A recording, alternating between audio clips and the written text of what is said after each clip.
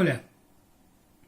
En general, cuando leemos o nos aproximamos a los textos bíblicos en sus orígenes, o sea, los primeros textos, cuando el pueblo de Israel sale de Egipto, cuando los hijos de Israel van conociendo a Dios a partir del pacto que ellos pactan en el monte de Sinaí, encontramos que, digamos, desde el lado de Dios, desde la perspectiva divina, es muy importante para Él, para poder fraguar y establecer el vínculo con Israel de manera más contundente, más sólida, más fuerte y eventualmente más duradera, Dios lleva adelante acciones milagrosas. Por ejemplo, cuando los hijos de Israel salen de Egipto, van conociendo a Dios luego de casi 400 años que no habían tenido contacto con Él. Aparece Moshe para todo el tema de libertad y todas las historias que conocemos en relación con el faraón y su necedad de no querer sacarlos de Egipto en ese momento. Nosotros vemos que Dios lo que hace es manda las plagas, envía las plagas.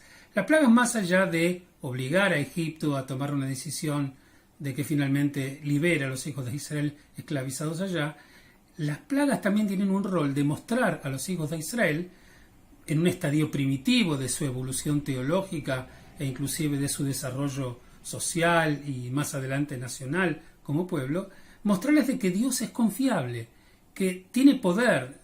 Obviamente, en aquel momento, inclusive mucho tiempo después todavía, los hijos de Israel, o Dios, mejor dicho, competía con los ídolos locales y de los paganos por la fe del pueblo de Israel, que estaba acostumbrado, en Egipto ni que hablar, el Boy Apis y las divinidades paganas que conocían, o sea, luchar contra ese tipo de instancia en el cual el pueblo de Israel tenía contacto para poder desarrollar la fe en Dios. O sea, la cuestión del milagro, la cuestión del acto mágico o metafísico, bueno, eso lo encontramos en un montón de lugares.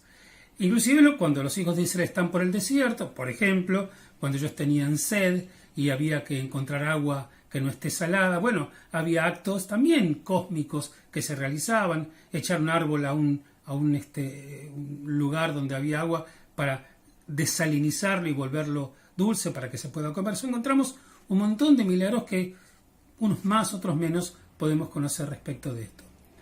Ahora, esto significa, en definitiva, que cuando alguien se acercaba al pueblo de Israel y realizaba un milagro, uno podía suponer que esa era, de alguna manera, ese era el sello en el cual, bueno, en lo que va a decir este hombre vamos a creer porque está llevando adelante un milagro. Nadie que no represente a Dios, podría uno suponer, es capaz, digamos, de llevar adelante un milagro y que el milagro se cumpla.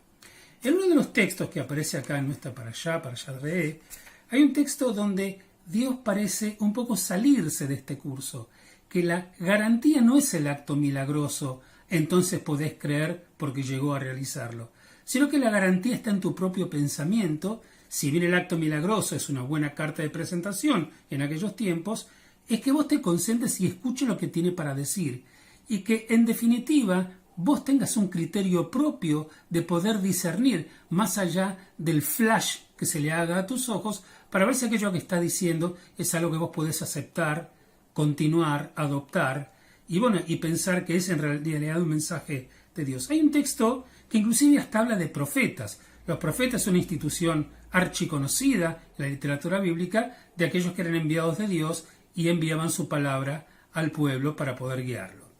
En un momento dado, el texto dice: cuando surgiere en medio de ti profeta o quien soñare sueños. Vamos a recordar que en el texto bíblico el profeta es aquel que por supuesto va a llevar el mensaje de Dios, si hablamos de un profeta de Israel, y que además muchas veces Dios se comunicaba con los profetas a partir de los sueños, o sea que el sueño está muy vinculado a la cuestión de la profecía. Pero fíjense lo que dice el texto: cuando surgiere en medio de ti profeta o quien soñare sueños y te ofreciere signo o prodigio, o sea, hace un acto mágico, como muchos de los que hizo Dios a la salida de Egipto, muchos como los que hizo Dios o algunos profetas que nosotros conocemos, que hay decenas de ellos en el texto bíblico, para convencer al pueblo de que ellos tienen el apoyo de Dios porque son capaces de llevar adelante estos actos mágicos. Entonces dice: cuando venga un profeta y te ofreciere signo o prodigio, y dice el texto, y viniera a suceder el signo o el prodigio, o sea que ese acto mágico se concreta, o sea, vos ves como que,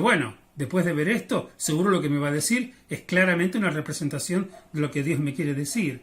Entonces, pero cuando este hombre te hace acto prodigio y te cumple y vos lo ves, pero te dice, bueno, vamos en pos de dioses otros a quienes no has conocido y adorémoslos. Entonces el texto dice, no habrás de escuchar las palabras del profeta aquel o de aquel quien soñare sueño, pues estás sometiendo a prueba a Adonai vuestro Dios a vosotros para saber si vosotros amáis a Adonai vuestro Dios con todo vuestro corazón y con todo vuestro ser. Yo quiero parar un minuto ahí. Bueno, el hombre dice que representa a Dios. Estamos hablando del tiempo bíblico, obviamente. Hace un acto prodigioso. El acto prodigioso se concreta, el acto mágico se concreta. Bueno, el hombre va a decir, en función de que estamos acostumbrados a ver milagros, vamos a creer en este también. Dios le dice, tenés que ir un paso más. No solamente el prodigio de lo que veas. Porque hay muchas personas que podrían haber, suponiendo que esto es una cosa que nosotros pudiéramos realmente verificar, o a partir de nuestra fe, o a partir de nuestra conciencia, que realmente esos enviados de Dios hacían actos prodigiosos. Bueno, podía ocurrir que alguna persona, un prestidigitador, por ejemplo, pudiera también llevar adelante un acto prodigioso, pero es un chanta, es un mentiroso, ¿sí? Es una persona que en realidad no está representando lo que dice representar. Entonces Dios dice, tenés que usar tu cabeza también. Y esto viene bárbaro en este texto, porque la parashá se llama re'é. Re'é significa mirar. Mirá y presta mucha atención. Cuando alguien viene y te flashea a partir de un acto aparentemente milagroso, está muy bien. Esto es una evidencia que estarías por el camino de alguien que representa a Dios. Pero además, usa tu cabeza, dice el texto. Presta atención en lo que te dice. Si él te flashea y hace todos los actos milagrosos que vos querés, pero su mensaje es un mensaje contradictorio con lo que vos venís escuchando, con el mensaje que tus líderes, que tu propio pueblo está abrazando y que escuchaste de tu propio Dios, ¿no es cierto?, en el monte de Sinaí o en tantos lugares, no le creas, aunque el acto milagroso vos lo vieras. El texto le está diciendo, usa la cabeza, no solamente usa lo impresionante o la impresión que te pueda causar a vos en vuestra vista. Que vos pienses y entiendas a Dios y entiendas su mensaje es la garantía más absoluta de que vas a poder ir por el buen camino. No alcanza con una evidencia externa. Tenés que ponerte a pensar y vos tomar tus propias decisiones.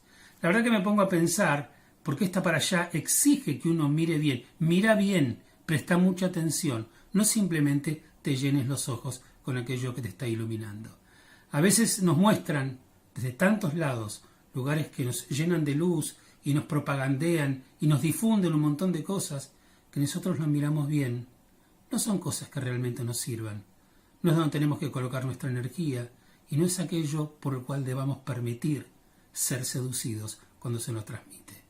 Usemos la cabeza, abramos bien los ojos y tomemos las decisiones correctas, aunque desde el otro lado se brille mucho. Shabbat Shalom Mevorach.